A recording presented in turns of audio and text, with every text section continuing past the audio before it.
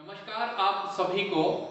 25 सितंबर को 2020 को आपने देखा ऑनलाइन धरना हमने दिया था, जिसका मीडिया ने जमकर सपोर्ट किया है। इससे एक बात तय हो जाती है कि जब हम कहते हैं कि मीडिया बेरोजगारी की खबर नहीं उठाता, तो उन लोगों के लिए ये वीडियो काफी इंपॉर्टेंट है।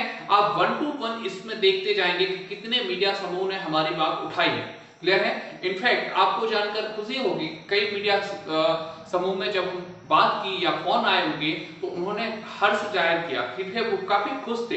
ठीक है, मैं धन्यवाद करना चाहूंगा दैनिक जागरण, नव दुनिया, राज एक्सप्रेस, दैनिक आचरण, दैनिक आदित्य ज्योति, सागर दिनकर, इसके अलावा इलेक्ट्रॉनिक मीडिया में सागर टीवी न्यूज, खबर 24, खबर न्यूज माफ कीजिए न्यूज 20 नेटवर्क, न्यूज 24x7 तक और बंसल न्यूज का, ये तमाम तरह के वो बड़े मीडिया समूह थे जिन्होंने हमें जगह दी, हमें स्थान दिया, अपनी बेरोजगारी को अपनी बात स्टूडेंट तक पहुंचाने का। आप भी देखिए।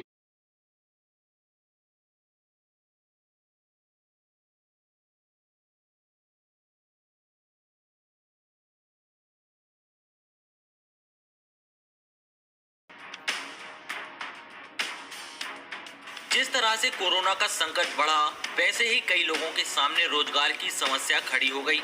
स्कूल, कॉलेज और कई सारे संस्थान लॉकडाउन में बंद रहे। फिलहाल धीरे धीरे अनलॉकडाउन में रियायतें मिलना शुरू हुई हैं, लेकिन कोरोना संकट को देखते हुए कोचिंग चालू नहीं हुई है, जिससे संचालक खासे परेशान हैं। बेरोजगारी को लेकर सागर के कटरा में स्थित कोचिंग संचालक ने यूट्यूब पर ऑनलाइन तरीके से धरना दिया, जिसमें कई सारी मांगे रखी गईं। वहीं इसमें स्टूडेंट्स भी शामिल हुए, जिसमें कहा गया कि सरकारी विभागों में खाली पदों पर भर्ती हो। शिक्षक पात्रता परीक्षा वर्ग 1, 2, 3 की प्रक्रिया लंबित है। इसके लिए वर्ग 1, 2 का सत्यापन हो, साथ ही वर्ग 3 की परीक्षा भी कराई जाए। एमपी में पुलिस की भर्ती की जाए। इसके अलावा और भी कई सारी मांगे थीं। नमस्कार, आज यहाँ साइंस क्लासेस में हम सब इकट्ठे हुए हैं। ये ऑनलाइन धरना था, संभवतः ये सागर में पहला आयोजन है जिसमें ऑनलाइन धरना दिया गया है, क्योंकि मुझे लगा कि ज्ञापन जो है वो खूब इकट्ठे हो जाते हैं और बल्क में चले भी जाते हैं, जिसका रिजल्ट नहीं मिलता। तो इसमें हम दो प्रावधान कर रहे हैं, एक तो धरना भी दे रहे हैं और बच्चों को बेरोजगारी के प्रति अवेयर कर रहे हैं। इसमें हमने मांग रखी है कि एमपी पुलिस की भर्ती नहीं चाहिए, हमें एमपी पुलिस का नोटिफिकेशन चाहिए है, ना घोषणा चाहिए है। पहली मांग ये रखी है। दूसरी बात, संविदा वर्ग 1, 2, 3 में अलग अलग समस्या है। उसमें पहली समस्या ये है कि 1 और 2 की सत्यापन नहीं हुआ है, तो वर्ग 1 और 2 का सत्यापन कराया जाए। और वर्ग 3 की आज तक डेट नहीं आई है, जिसको 1 साल होने को है, तो उसकी डेट आए। अगली बात, जो रेलवे एनटीपीसी ग्रुप डी का झुनझुना 15 दिसंबर को दे दिया है, उसको लेकर अपडेट दिया जाए, क्योंकि ये फिर कहेंगे कि हमारा जो आयोजन है वो पूर्ण नहीं हो पाया। तो इन्हीं सब मांगों को लेकर हम यहाँ पर इकट्ठे हुए हैं और धन्यवाद।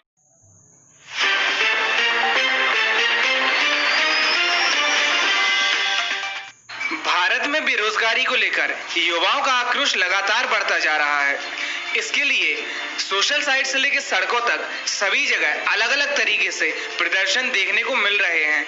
युवा लगातार सरकार से मांग कर रहा है कि हमें रोजगार दिया जाए, हम इसके अधिकारी हैं। इसी तरह का एक ऑनलाइन धरना प्रदर्शन कल हमें सागर में छायांश संरक्षण सेवा संस्थान में भी देखने को मिला। छायांश प्रमुख श्री बीपी दुबे जी के नेतृत्व में छात्रों ने सरकार के सामने रोजगार की अपनी मांग रखी। तो आइए दिखाते हैं आपको सरकार के सामने छात्रों ने अपनी क्या क्या मांगे रखी हैं। मैं एक बेरोजगार ग्रेजुएशन, पोस्ट ग्रेजुएशन, बीएड करने के बाद सबकी नजर रहती है कि संविदा पात्रता परीक्षा पर, लेकिन वो अभी 9 साल में आई है। उसके बाद मेरा टेस्ट भी निकल गया, वर्ग 2 का सिलेक्शन भी हो गया, लेकिन फिर वेरिफिकेशन रोक दिया गया। मैं ये सरकार से मांग करता हूँ कि आप जो 3 साल में निकल ली थी वैकेंसी, आप उसको 5-5 साल करके 15 साल में लेके आ रहे, और उसके बाद भी उसका पहले आप केवल नोटिफिकेशन निकालते हैं, फिर उसके बाद आप अगली पंचवर्षीय में उसकी कुछ पदों पर आप भर्ती करते हैं, परीक्षा लेते हैं, और फिर 5 साल आप उसको और पोस्टपोन कर देते हैं अगले चुनाव के लिए। और जल्द से जल्द इस पर भर्ती हो शिक्षक पात्रता परीक्षा में। मैं बेरोजगार, मैं शायद क्लासेस में आंदोलन कर रहा हूँ बेरोजगार के लिए और हमारे सर बीपी दुबे सर उनकी शरण में, और उन्होंने बहुत ही हम लोगों के लिए मेहनत की है और साहस दिखाया है। हम लोगों को बहुत ही गाइडेंस दे रहे हैं कि जो बेरोजगारी के खिलाफ आंदोलन करने के लिए। और मैं अपील करना चाहता हूँ सरकार से कि जल्द से जल्द हमारे रोजगार की वृद्धि को सोचा जाए और युवाओं के लिए कुछ अच्छा किया जाए। मैं एक बेरोजगार हूँ जो कि मैं दमोह से हूँ। पिछली 21 तारीख को मैं भी दमोह में जो धरना था उसमें गया था और मैं सागर में रह रहा हूँ रूम लेकर। बहुत ज्यादा किराया ले रहे हैं, लॉकडाउन में भी उनने किराया लिया, अभी बुके भी नहीं उठाने दे रहे हैं। और जो हमारी फसल है वो भी अभी बारिश के कारण नष्ट हो चुकी है। ऐसे में हम लोग कैसे रूम का किराया देंगे और कहाँ? वो स्कूल वाले कॉलेज वाले फीस भी बहुत ज्यादा है, तो वो बार बार कॉल कर रहे हैं कि फीस जमा करो, फीस जमा। यह जो धरना है ये कोई राजनीतिक या मतलब राजनीतिक वो नहीं है किसी पार्टी को या किसी भी पार्टी के पक्ष में या विपक्ष में नहीं।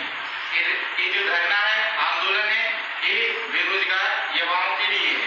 उनके लिए रोजगार चाहिए, रोजगार निकालो, ना कोई धरना होगा ना कोई आंदोलन होगा, सिर्फ ये रोजगार की कटरा बाजार स्थित छायांश क्लासेस द्वारा कोरोना को देखते हुए मास्क, सैनिटाइजर और सोशल डिस्टेंसिंग के साथ ऑनलाइन धरना छायांश दीप के माध्यम से 25 सितंबर को सुबह 9 बजे से दिया।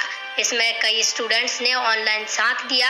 इस अवसर पर छायांश क्लासेस के डायरेक्टर वीपी दुबे ने कहा कि ये सागर शहर का बेरोजगारी को लेकर पहला ऑनलाइन धरना है।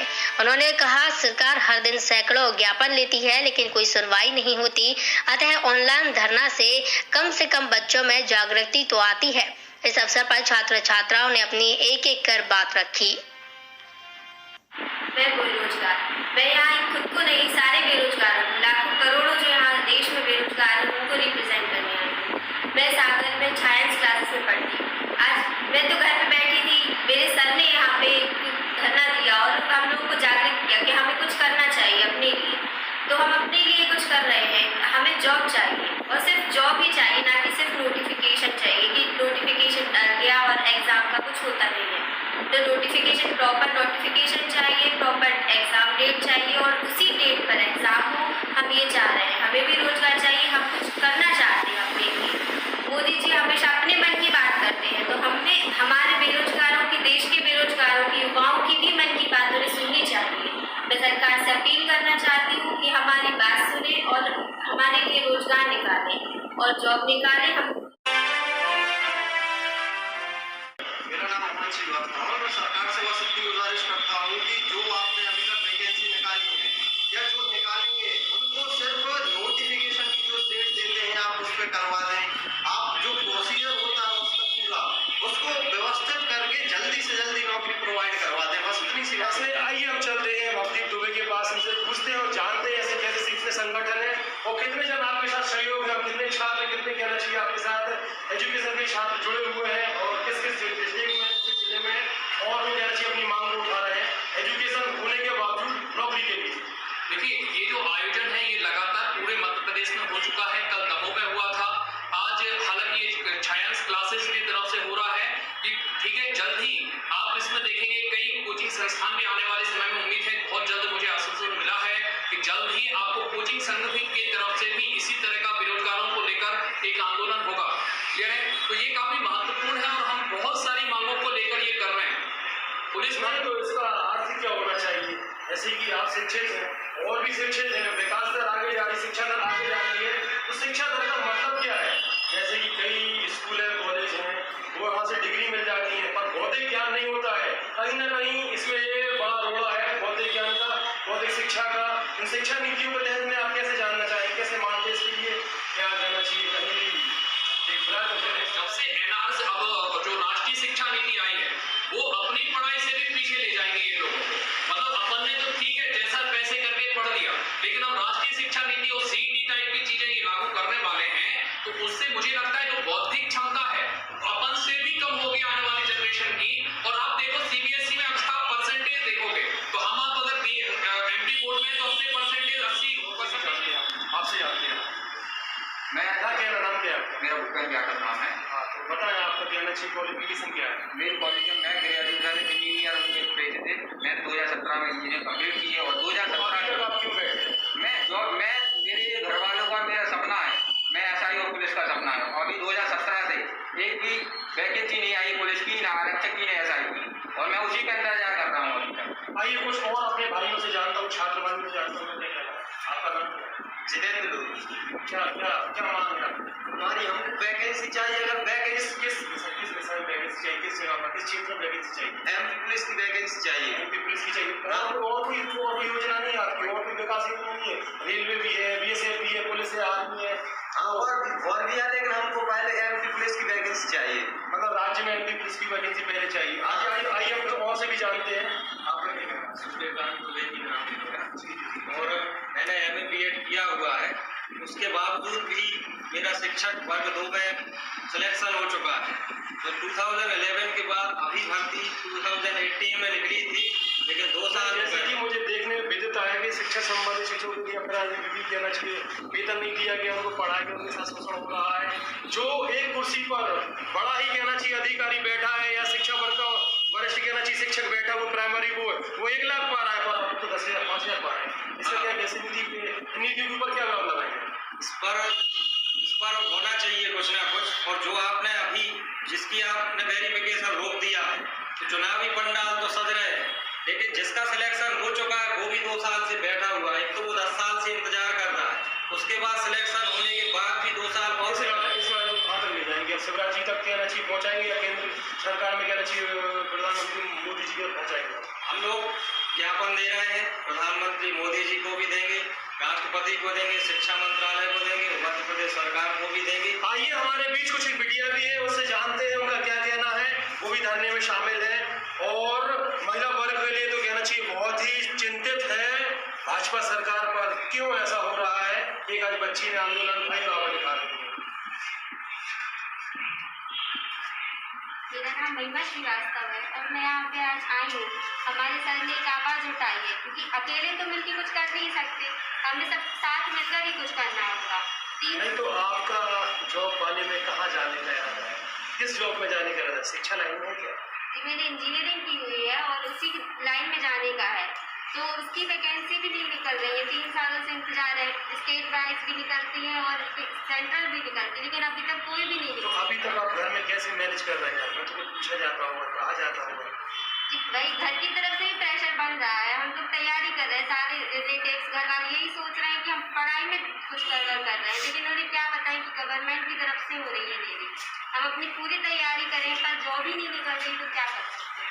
तो आप देख रहे थे न्यूज़ 20 की तरफ से छाया ग्रुप ऑफ क्लासेस की कहना चाहिए कुछ छात्र जो अपनी मांगों को रख रहे हैं, एजुकेशन मांगों को रख रहे हैं, जिसमें मानते हैं समस्त सागर शहर के अंदर, सागर के अंदर और भी कहना चाहिए हर प्रदेश हर देश के अंदर आज बढ़ती हुई जनसंख्या के आधार पर नौकरियां तो मुहैया करानी पड़ेगी।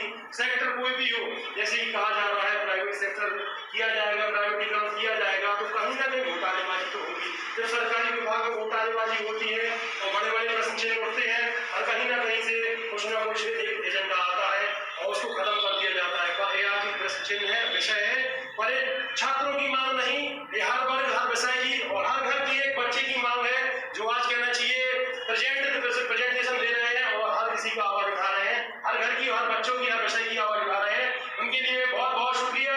अब्दी जी मैं न्यूज़ 20 परिवार का बहुत बहुत धन्यवाद कहना चाहता हूं। जो बेरोजगारी की कुछ कोई नहीं सुनता, वो न्यूज़ 20 परिवार सुनना है। मैं सारे बच्चों से जरूर कहूंगा कि इस तरह के चैनलों को जरूर सब्सक्राइब करके रखें, इस तरह के चैनलों को जरूर खोजें कि ये न्यूज़ 20